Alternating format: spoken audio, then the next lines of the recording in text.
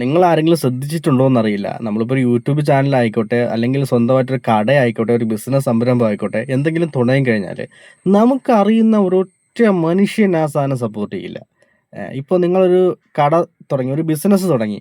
നിങ്ങൾക്ക് അറിയുന്ന ആൾക്കാർ ഒരാൾ പോലും അതിന്റെ ഒരു പരസ്യം സ്റ്റാറ്റസ് ഇടൂല. പക്ഷേ എവിടെ കിടക്കണം, നിങ്ങൾക്ക് ഒരു പരിചയമില്ലാത്ത ഏവനെങ്കിലും അതിന്റെ സ്റ്റാറ്റസ്, നിങ്ങളുടെ പോസ്റ്റർ എടുത്ത് സ്റ്റാറ്റസ് ഇടും നിങ്ങൾക്ക് വേണ്ടിയിട്ട്. ഏഹ് അതേസമയം നിങ്ങളുടെ ഭയങ്കര ചങ്ക് കൂട്ടുകാര് അല്ലെങ്കിൽ ബന്ധുക്കള് എന്ന് പറഞ്ഞ് നടക്കുന്നവന്മാര് നിങ്ങളൊരു കച്ചവടം തുടങ്ങി.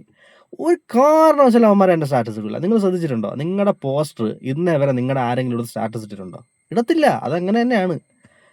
നമ്മൾ ഒട്ടും വിചാരിക്കാത്ത ആൾക്കാരാണ് നമ്മളെ സപ്പോർട്ട് ചെയ്യുന്നത്. നമുക്ക് ഭയങ്കര ഇതാണെന്ന് പറഞ്ഞ് നിൽക്കുന്നവന്മാര് നമ്മുടെ ഒരു സാധനം ഒന്ന് സ്റ്റാറ്റസ് ഇടാൻ പോലും അവർക്ക് കുറച്ചിലാണ്, അല്ലെങ്കിൽ കുറച്ചില്ല, ഇനി നമ്മളിനി സ്റ്റാറ്റസ് ഇട്ട് അവന്റെ കച്ചവടം കിട്ടിപ്പോണ്ട എന്നുള്ളൊരു മനോഭാവമായിരിക്കും.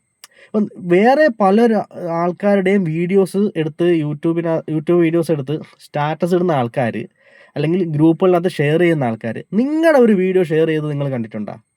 ഏഹ് ഇപ്പോ വേറെ പലരുടെയും യൂട്യൂബ് വീഡിയോന്റെ ലിങ്ക് എടുത്ത് സ്റ്റാറ്റസ് വെക്കുന്ന ആളുകളുണ്ട്. നിങ്ങൾക്ക് കൂട്ടുകാരുണ്ട്, ബന്ധുക്കളുണ്ട്.